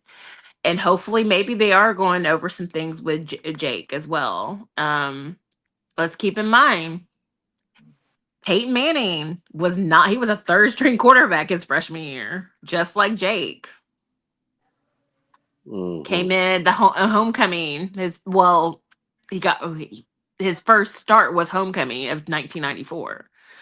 So, and he struggled. Peyton struggled, but you just don't know. And I think I want to say we're going to win, because I always feel like we're going to win. And the last time we beat Georgia was in Athens. Josh So, Dobbs, hobnail boot. I was talking to my friend today. At lunch about that it was like 18 seconds. And I told her everything that happened. 18 seconds left in the game. And I was like, Georgia scored, and they scored too fast, apparently. And then Josh Dobbs to Jawan Jennings. And I've never gone from so angry. Like my wife and kids were gone, and they came in the house right after the Georgia touchdown. And like, she looked at me, turned it off. She was like, "Oh, it's bad." And I was like, I just didn't even, I was like, "Don't even look at me, woman." Like, that's how mad I was. Oh, well, I almost turned it off. And then the Hail Mary, and I'm like, "Thank you, Jesus. Thank you, sweet Jesus above." Like, from the lowest of lows to the highest of highs. Jenny, we appreciate you. It's always a good time. We got Ron the Don coming up next. We will catch up with you later in the week. Appreciate you coming on, Jenny. Bye. Let me catch up with Super Chats. I did not realize we had this many stacked up. And then we got Ron the Don is going to send us out on a positive note. JWGBO says, thank you for all the expertise and the psychotherapy. Much appreciated. UGA going down. Shout out J-Dub. We appreciate you. Fido Productions for 5. Coach Rice uses a surveillance camera for his video. Every time it moves, I laugh. Love you, brother. Dude, you should see it before we go live. Like, he'll get up and like walk across the room, and it's like it follows him everywhere he goes. That's those Apple products. They're following you all over the house. Ball fan 25 for 10. Remember the Bama bet boogie. I'm going to do the same for Georgia. If Tennessee wins, I'm getting a shirt. You can all go buy a shirt right now. Why? You don't have to wait. Like, if you want to buy a shirt, you don't have to wait for a dub. You can go to bonfire.com/store/Talkin VAWLS. Grab your shirt. State Pride 2.0. God bless and go Vols. VWO. If you're an old school wrestling fan, whatever you want. Rivalry shirts. FUGA. Buck Fama. Kentucky's Daddy. It's all there. The Chosen One. Cultivate. Bonfire.com/store/Talkin VAWLS. That link is also in the description below. There's also a link down there where you can become a member of the channel. Do you have to? No. Are you allowed to watch the channel if you're not a member? Yes. Do you have to super chat? No, you don't have to spend a penny. Just hang out around here. Talk Tennessee football. That's what this channel is all about. But it does pay the bills, and we appreciate everybody that supports what goes on the Talkin VAWLS network. So think about joining. Think about picking up some merchandise. We would greatly appreciate it. Volfan25 drops another 5. I'm sorry when Tennessee beats Georgia 42-21. Bleed Orange for 10 says nothing wrong with Cinnamon Toast Crunch and water. Boogie, I'll one up you. I poured a bowl of Fruit Loops and realized we were out of milk, so I used my C4 energy drink. Was so tasty.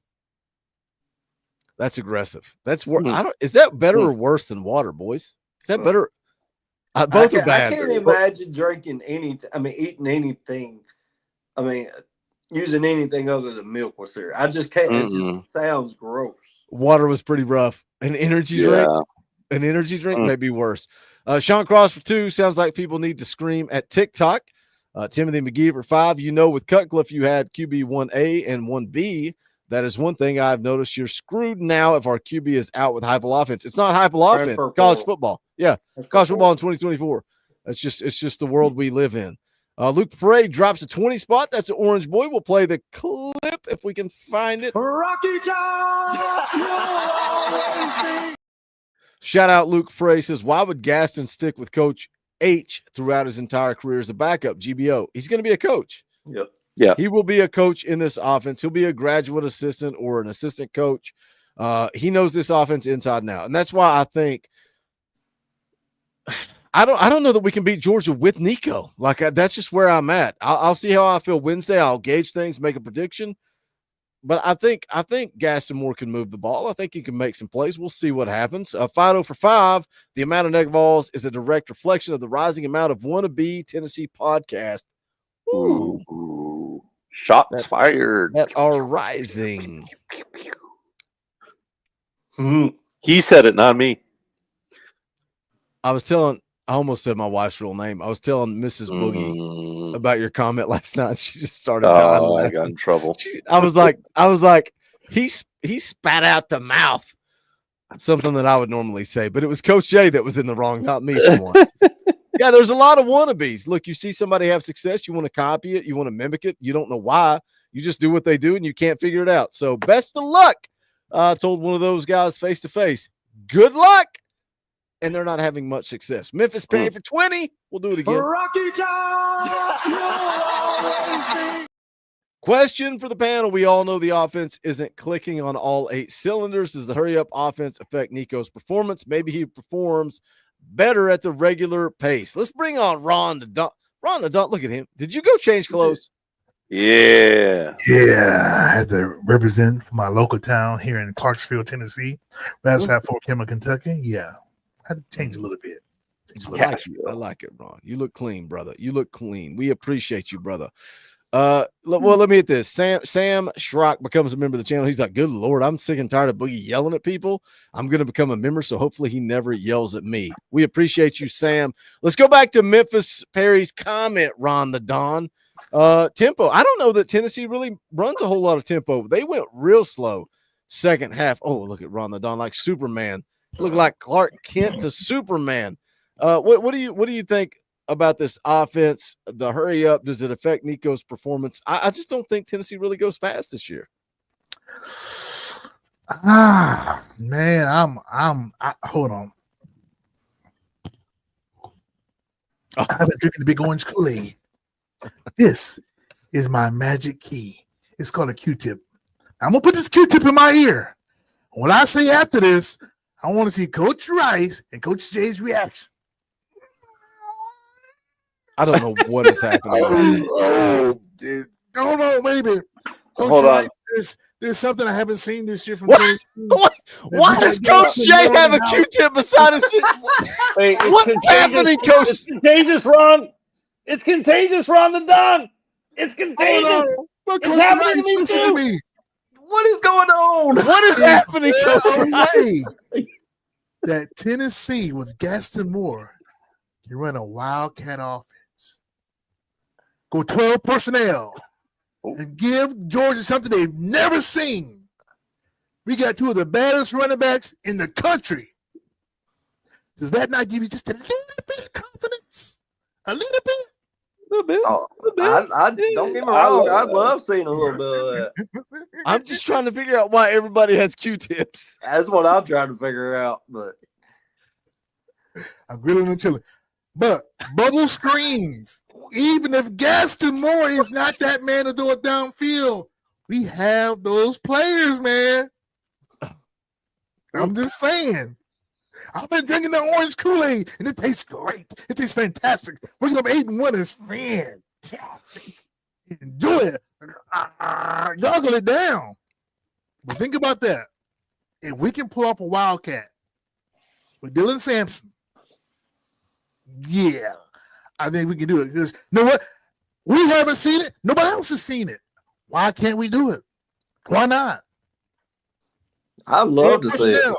Put in the big bodies. Run it down their throat. They don't know how to prepare for that. They're waiting for Nico to throw the ball down the field. I'm here for it. I think Coach Hopper did play some chess. He did play some chess.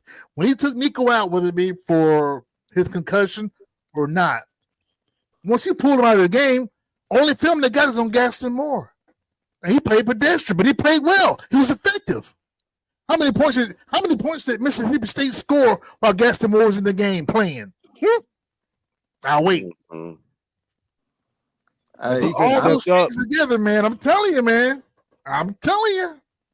I'd be all for it. Hey, Dylan Sampson in the backfield, Peyton Lewis coming on the jet sweep. Yes. Or Squirrel White. Yeah, I'll take it. Get your fat Mike Matthews. Hey, all the people who haven't played or came up to play right about now, hey, throw Cam Selden up in there. Let him get him some. He needs to make some film. We can do this. Now I know Georgia at home. Yeah. We beat them at home before. You beat them at home again.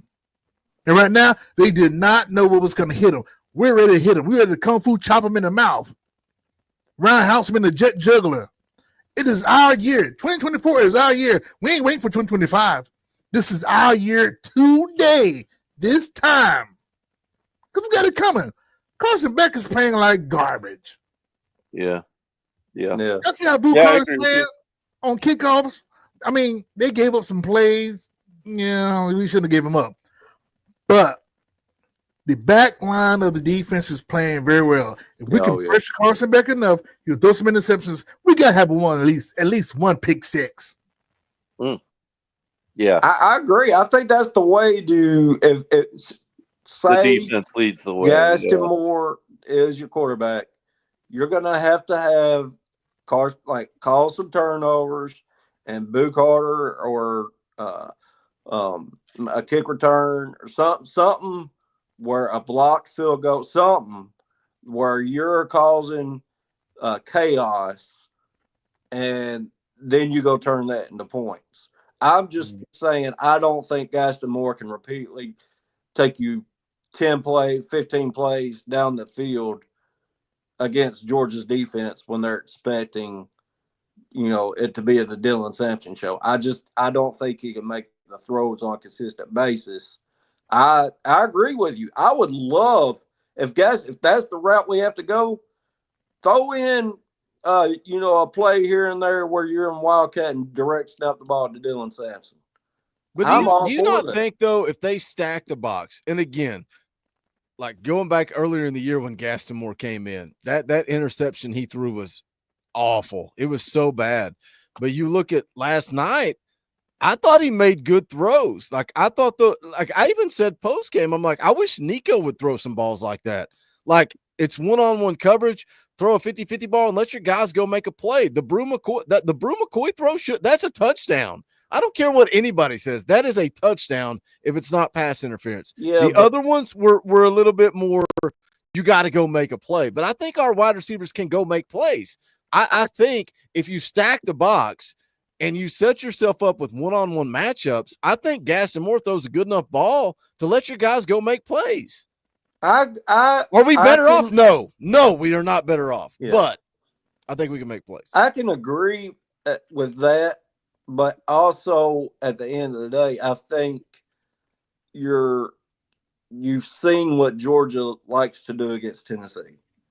They like to man press you, get up, cause disruption in the timing of the throws, And, has our wide receivers been able to win those one-on-one matchups in the years past against their corners? Now, do they I think hold? Chris Brazzell can. I think Do Chris they Brazzell hold can. consistently? Yes. Do they pass interference consistently? Yes. Ringo, who was their top corner last year, held Squirrel White and Thornton and whoever else was our Keaton consistently every play, but we never got a live play call, and that was at Tennessee. I'm just, I don't think we can connect enough on those one-on-one matchups. Because I just think Nico spaces it out more because of his arm talent. Of course. Yeah, it's tough. And like I said at the very beginning, I hope he goes out there if that situation is given, and he proves me completely wrong. It's like you with Deshaun Bishop, Prove me wrong. I would love nothing more. I would love nothing more. I'm gonna go ahead and bring Checkerboard Overalls on. He's been waiting. He bounced out, came back. I'm gonna go take a quick piss. You guys keep talking the conversation. Keep it flowing. Coach Jay, you're in charge. I'll be right back. Oh man, no, I'm just kidding. What's up, Checkerboard? What's up, man? How do you hold feel on a about... second? Don't pull out any Q-tips while I'm gone. Okay. I was gonna be talking Q-tips. Can I ask one thing? I'm about to pee all over myself, but I just want to know. Ron the Don had a bit scheduled. Why do you have a Q-tip sitting on your? Remember when Coach Rice first went to talk and my screen went blank and you were like, "Oh, where Coach Jay left?" Da, da, da, da. Well, I had an itch in my ear and I went and grabbed a Q-tip, so it was just fortuitous that Ron the Don had that ready to go. You know what that tells me? That it is a sign from the good Lord above. Ron had an itch. You had an itch. We all have an itch. Balls by 50. We're beating Georgia. You're in charge. Right. That's right.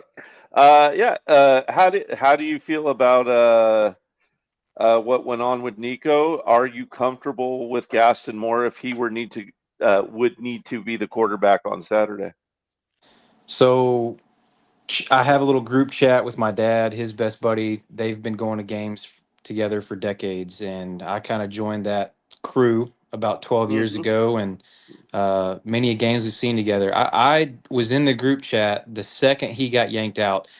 I was grilling burgers yesterday, had a big old party, a big old get together with some friends, and so I was watching it on mute. I didn't hear any of the audio, but I saw it happen, and I immediately was thinking when he didn't come out at halftime, I was like, I have a feeling he's good enough to go, but they're gonna reserve him. I mean, I feel like they felt like they had a good enough game plan. If the defense executed, they were going to win that game and try and get Nico as healthy as possible going into Georgia.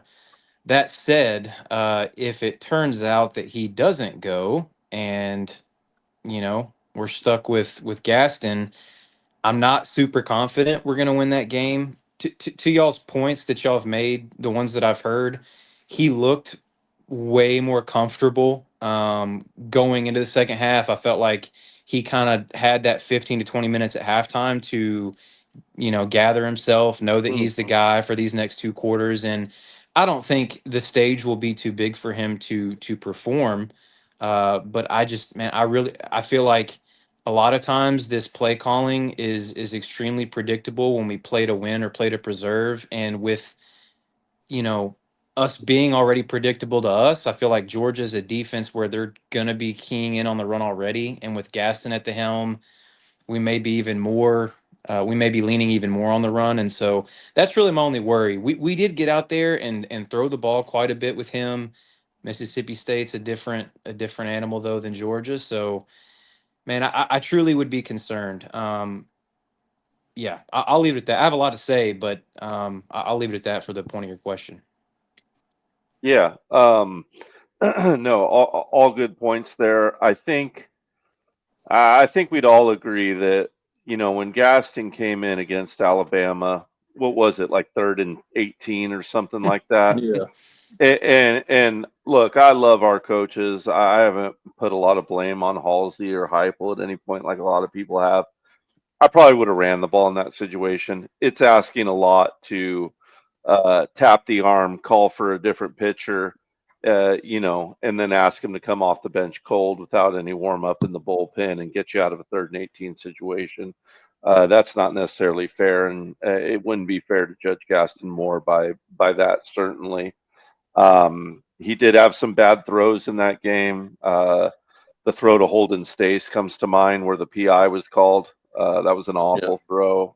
There was one that was almost picked on a comeback route that got away from a little bit, but And he's he missed calm. Kitzelman wide He missed open. Kitzelman. That's exactly what I was about to say. Wide open, man, to take the deep shot.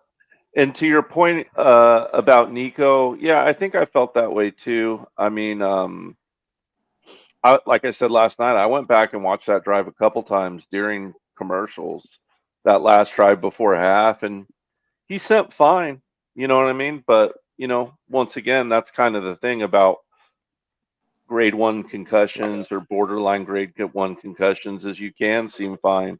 Like I said, hopefully, and like we all think, hopefully it's just precautionary, man. And Nico's good to go, and we're sitting here arguing for no dang reason. One thing I'll say that's kind of interesting, when that other caller brought up the speed of the offense comment, I think it is interesting to note that Tennessee at home is moving pretty quick at 22.8 seconds, but on the road, that's up to 27 seconds, which is a full 2.5 sec. That's a big difference, right, Coach Rice? That's weird. You'd expect it to be different. Right. I mean, opposite. You expect that to be opposite.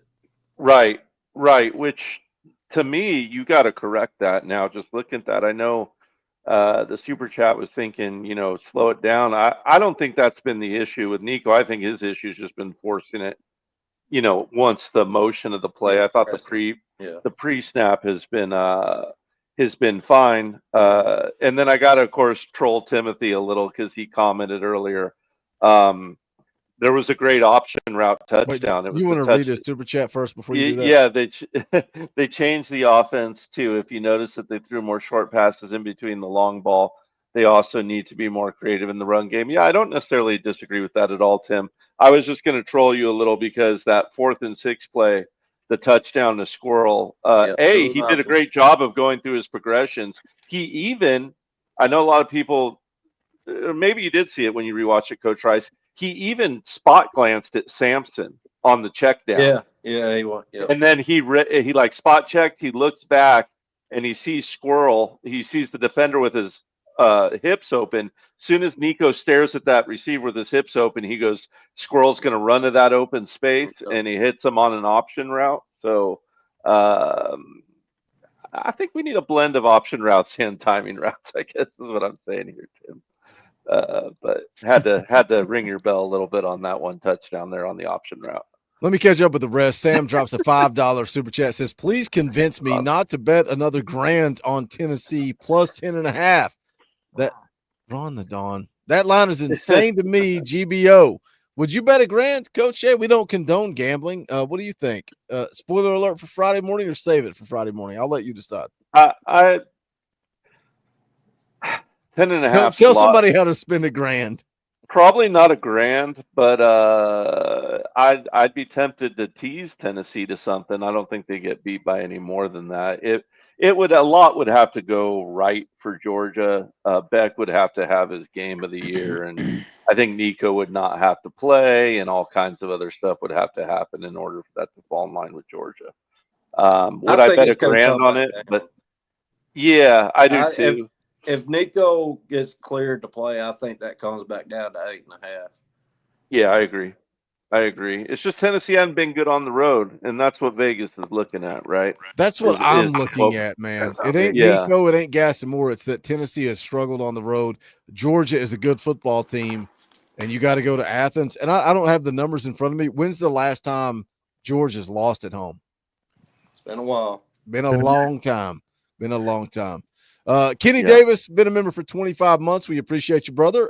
B. Kells has also been a member for 25 months. Flew down from Boston for the game. Moving to Knoxville July the 1st. Think Hype was just protecting Nico for next week. Tough second half to watch in person.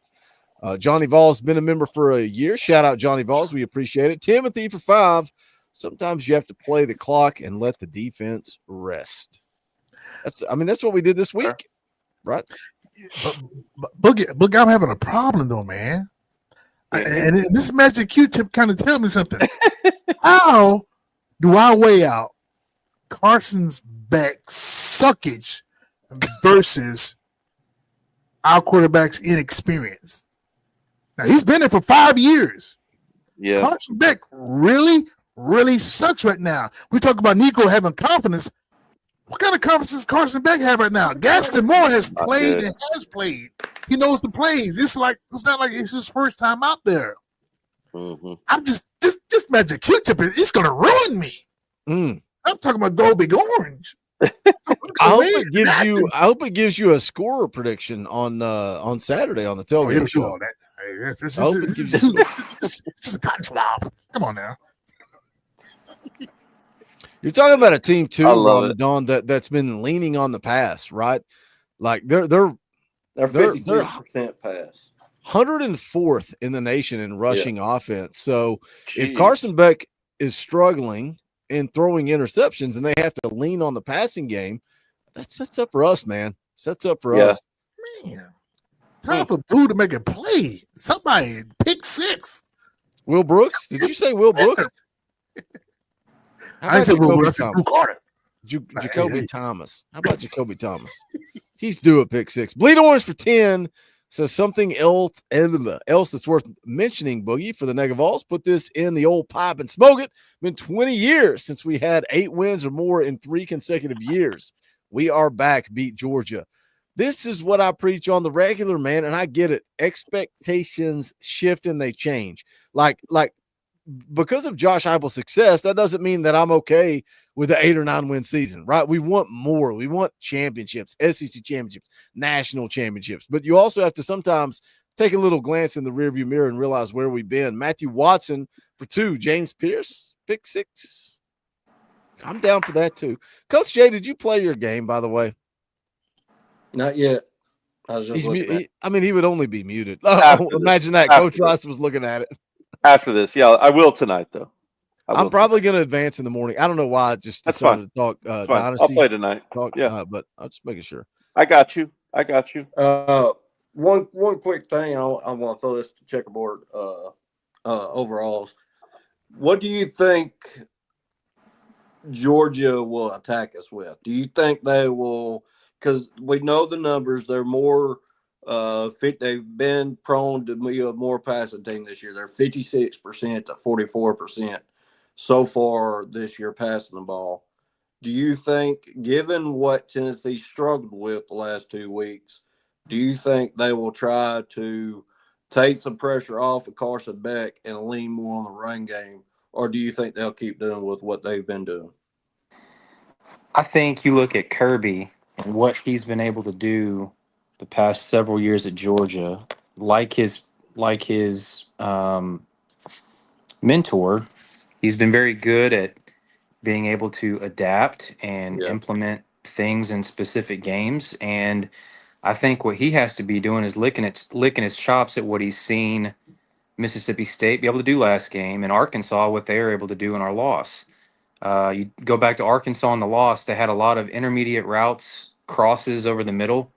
I feel like he's going to implement some of that, at least in the passing game. And then in the running game, when we get spread out, our linebackers have been susceptible at a lack of gap integrity. And so those bursts up the middle, I think we had 3 or 4 runs of 20-plus yards last night against us. That's just unacceptable. But, I mean, if I'm looking at 2 things to expect or anticipate, those are 2 of them right there. I couldn't agree more. I think they will try to attack the run game based off what we've seen the last 2 years. And you were spot on talking about the middle of the field, intermediate passing game. One thing, I think this will be our toughest matchup of the year so far for our young linebackers in the passing game because of how much Georgia uses their tight ends. you're going to see Aaron Carter matched up against Delp and Lucky and T. Lander, and because you'll see Boo Carter primarily on Arian Smith, their speed guy. So you'll see these matchups where if you're a Tennessee fan, you better hope your linebackers play a great game this week, because it's just the middle of the field, the matchups with the tight ends, and then stopping the run. I said it on early in the show. I think we have the full potential to stop the run against Georgia, because it's a different type of run scheme than what we've seen with the last 2 weeks with Kentucky and Mississippi State. But I think that's the main matchup you're going to be looking at, is their tight ends against our linebackers. And Would you agree, Coach Jay? for the love of everything holy, can we get an officiating crew that will call a holding call on a team not wearing orange? It ain't happening. Because It ain't I was happening. at the Arkansas Negative. game, and the whole talking points about their offensive line allowing our defensive line an opportunity to eat.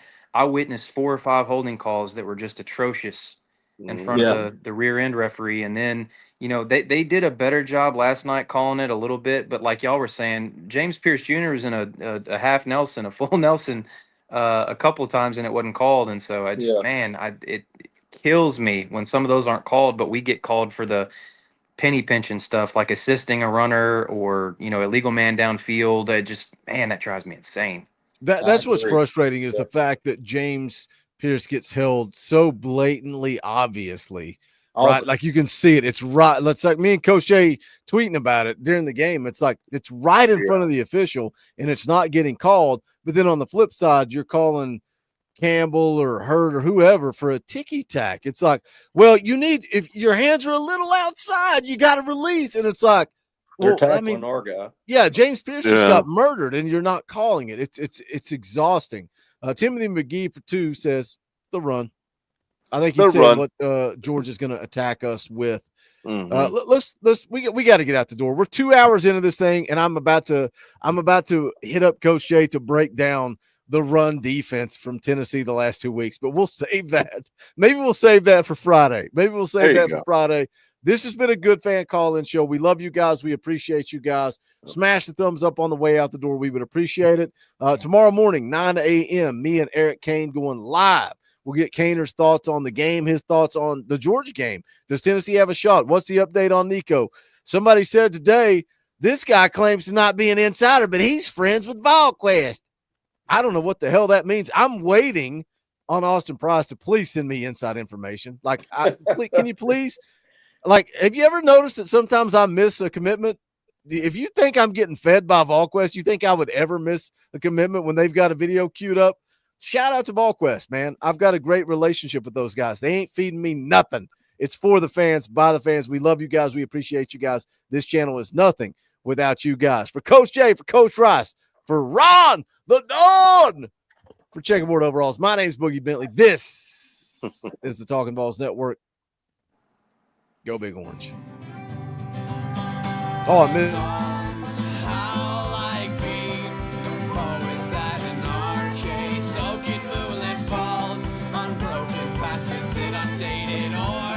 That we call home, and it's night and I'm alone and I'm alive.